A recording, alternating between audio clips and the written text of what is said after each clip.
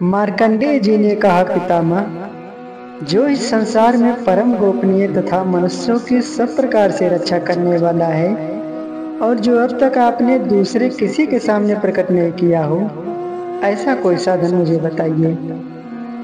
ब्रह्मा जी बोले, ब्राह्मण, ऐसा साधन तो एक देवी का कवच ही है, जो गोपनीय से भी परम गोपनीय, पवित्र तथा संपूर्ण प्राणियों का उपकार करने वाला है। महामुने, उसे श्रवण करो। ओम नमश्चंडिकाय। मार्कंडेय उवाच। ओम यद्गुह्यं परमं लोके सर्वरक्षाकरं नृणाम् यन्य कस्यचिदाख्यातं तन्मे ब्रूहि पितामह। ब्रह्मोवाच।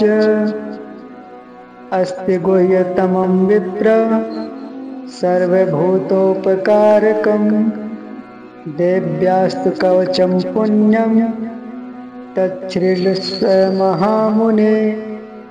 प्रथमं शैलपुत्री च द्वितीयं ब्रह्मचारिणी तृतीयं चन्द्रघण्टेति कुष्माण्डेति चतुर्थकं पंचमं स्कन्दमातेति षष्ठं कात्यायनेति च सप्तमं कालरात्रीति महागौरीति चाष्टमं नवमं सिद्धिदात्री च नवदुर्गाः प्रकीर्तिताः।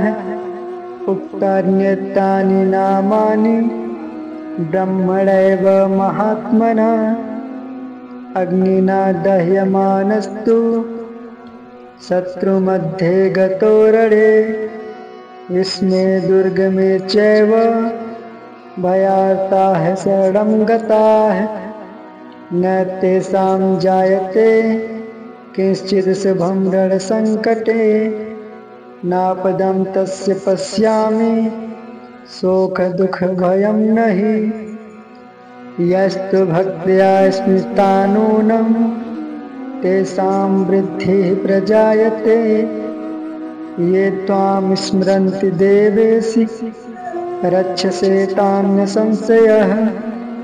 प्रेतसंस्था तु चामुण्डा वाराही महिषासना ऐन्द्रियगजसमारूढा वैष्णवी गरुडासना माहेश्वरी वृषारूढ़ा कौमारी शिखिवाहना लक्ष्मी पद्मासना देवी पद्महस्ता हरिप्रिया श्वेतरूपधरा देवी ईश्वरी विषवाहना ब्राह्मी हंस समारूढ़ा सर्वाभरणभूषिता इत्येता मातरः सर्वाः सर्वयोग समन्विताः नानाभरण सौभाग्या नानारत्नोपशोभिताः दृश्यन्ते रथमारूढ़ा दिव्यः क्रोधसमाकुलाः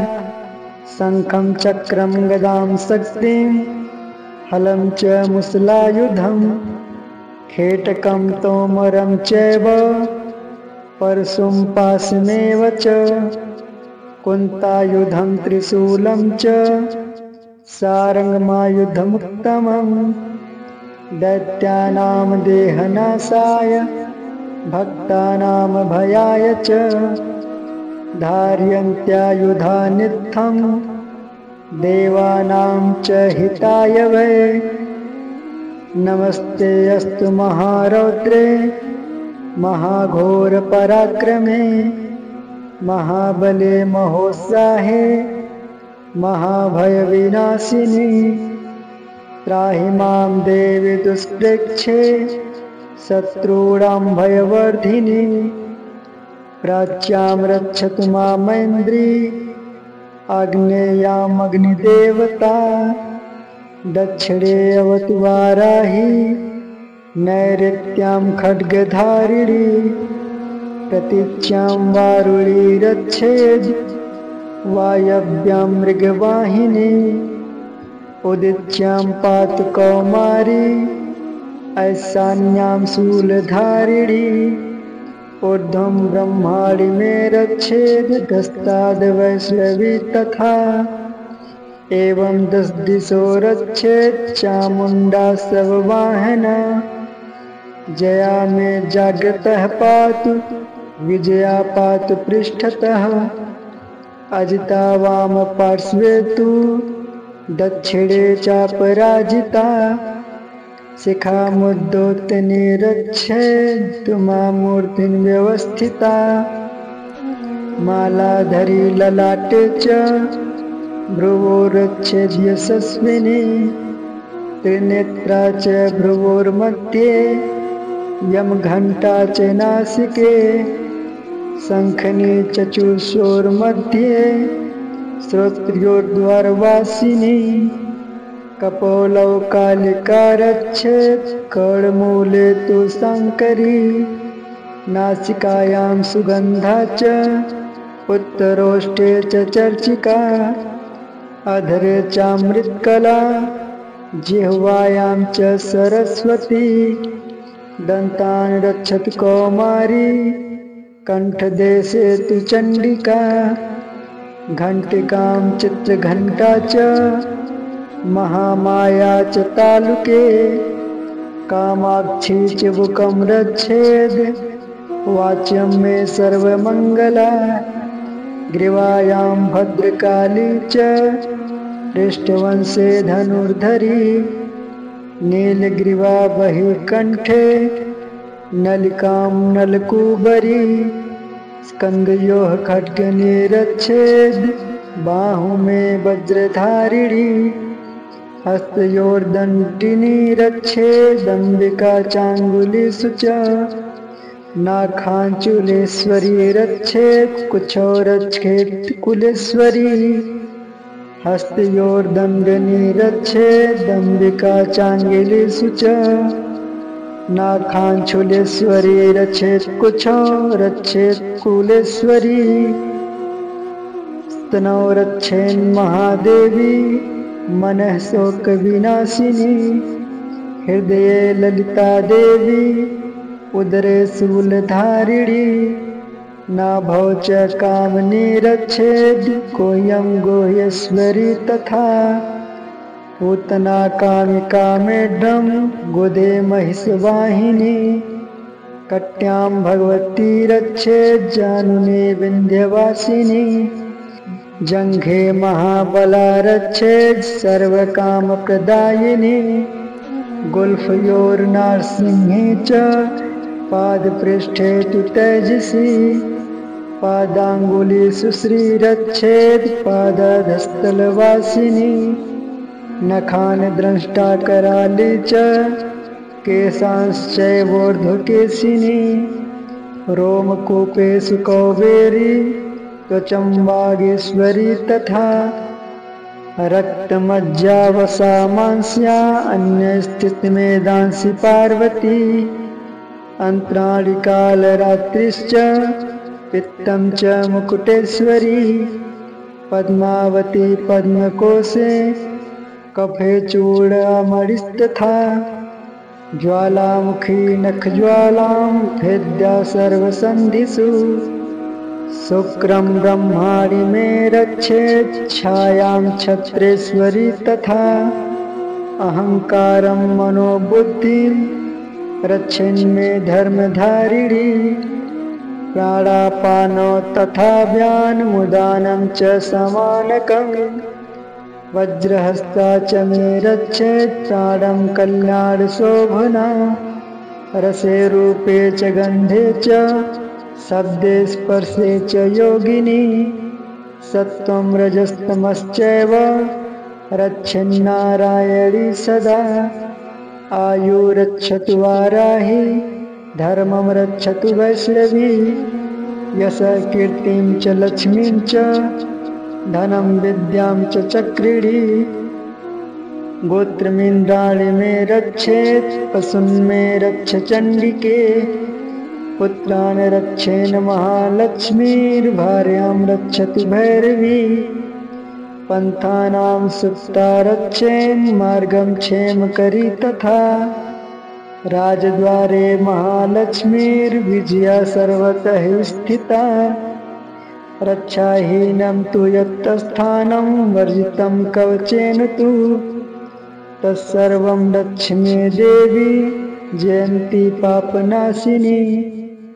पद्मेकं न गच्छतु यदिच्छुभमात्मनः कवचेनावृतो नित्यं यत्र यत्रैव गच्छति तत्र तत्रार्थलाभश्च विजयः सर्वकामिकः यं यं चिन्त्यते कामं तं तं प्राप्नोति निश्चितं परमैश्वर्यं तुल्यं प्राप्यस्य ते भूतले पुमान् निर्भयो जायते मर्त्यः संग्रामे स्वपराजितः त्रैलोक्ये तु भवेत् पूज्यः कवचेनावृतः पुमान् इदं तु देव्याः कवचं देवानामपि दुर्लभम् यः पठेत् तो नित्यं त्रिसन्ध्यं स्वध्यान्वितः दैवी कला भवेत् तस्य त्रैलोक्ये स्वपराजितः जीवेद्वर्षशतं साग्रमपमृत्युविवर्जितः नश्यन्ति व्याधयः सर्वे लूता विस्फोटकादयः स्थावरं जङ्गमं चैव कृत्रिमं चापि यद्विषम् अविचाराणि सर्वाणि मन्त्रयन्त्राणि भूतले भूचराः खेचराश्चैव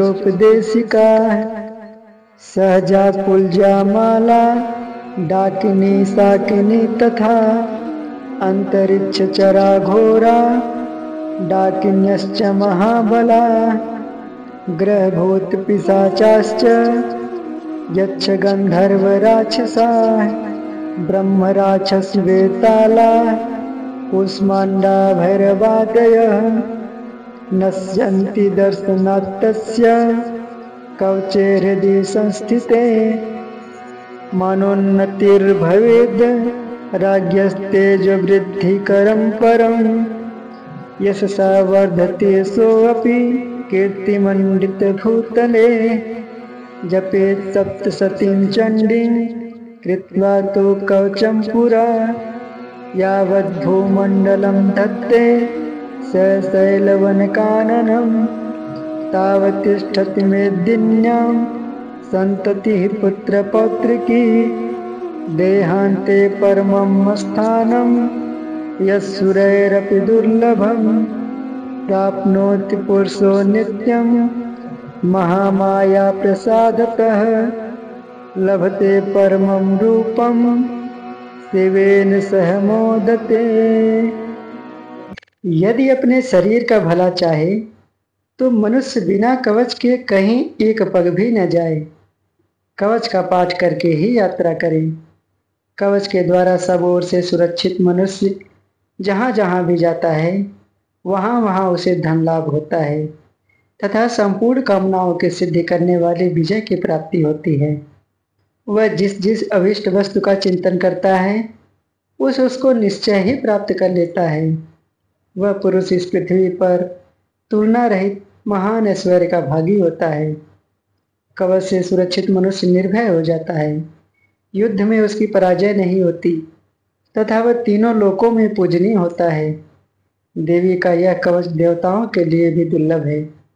जो प्रतिदिन नियम पूर्वक तीनों संध्याओं के समय श्रद्धा के साथ इसका पाठ करता है उसे दैवी कला प्राप्त होती है तथा वह तीनों लोकों में कहीं भी पराजित नहीं होता।